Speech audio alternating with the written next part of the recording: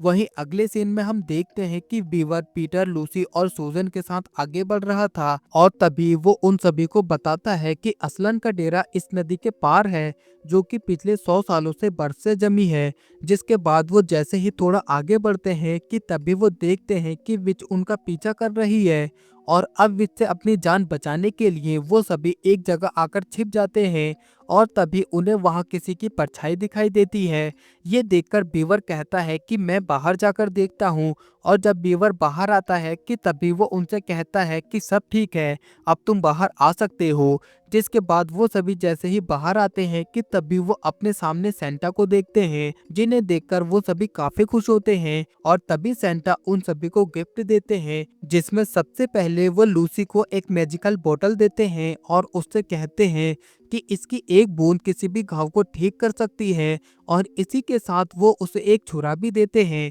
जिसके बाद वो सूजन को तीर कमान और एक हॉर्न देते हैं, जिसे वो जैसे ही बजाएगी उसके पास तुरंत मदद आ जाएगी। जिसके बाद वो पीटर को एक तलवार और एक शील्ड देते हैं और उससे कहते हैं कि तुमने इसी तलवार से विच का सामना करना है। जिसके बाद वो उनसे कहते हैं कि तुम्हारे आने से विच की शक्तियां कम होने लगी हैं, इसका मतलब सर्दियां अब जल्दी ही खत्म होने वाली हैं। वहीं अगले सीन में हम देखते हैं कि वो सभी जैसे ही नदी के पास पहुंचते हैं कि तभी वो देखते हैं कि अब बर्फ पिघलने लगी है और तभी पीटर उन सभी से कहता है कि हमें जल्दी ही नदी को पार करना होगा। लेकिन तभी वो देखते हैं कि वहां वुल्फ आ जाते हैं और तभी एक वुल्फ बीवर को पकड़ लेता है और पीटर से कहता है कि ये लड़ाई तुम्हारी नहीं है, इसलिए अपनी तलवार नीचे कर दो और अपने भाई और बहन को लेकर यहाँ से चले जाओ। लेकिन तभी पीटर देखता है कि वहाँ बर्फ की एक चट्टान पिघलने वाली है, इसलिए वो अपनी तलवार को बर्फ के एक टुकड़े में घुसा देता है।